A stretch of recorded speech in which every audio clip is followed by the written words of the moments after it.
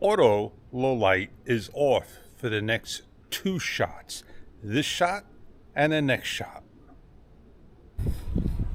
I want to just show you what 4K 24 frames per second natural looking of the camera, meaning just without auto low light and the enhancements to it.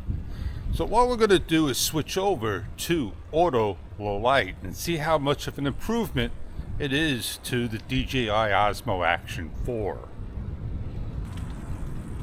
I'm shooting with 4K 24 frames per second auto low light on, and that is the way I use my camera. I use it with 4K 24 rock steady.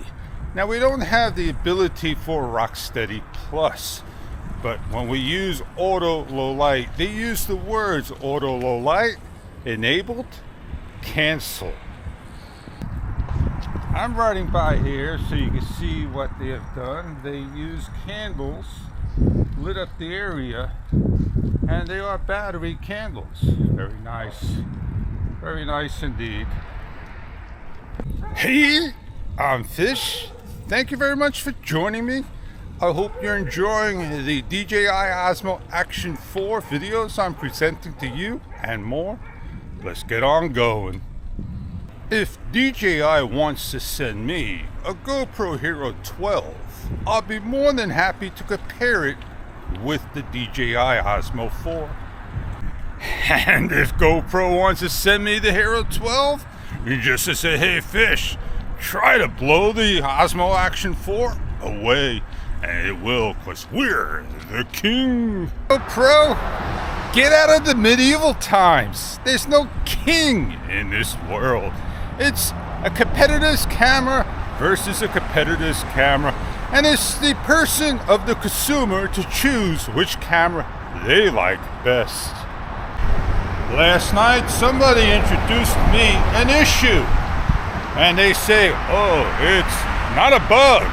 I told DJI I addressed the issue of voice command, dimming, and more, and normally they will come and reach out to the channel and tell you, rest assured, Fish, rest assured.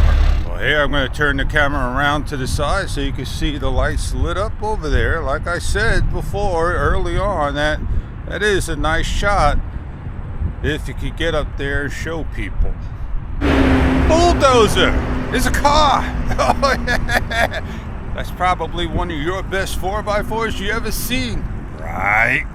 Thinking of taking all the bugs, issues, concerns, requests, trying to make a video.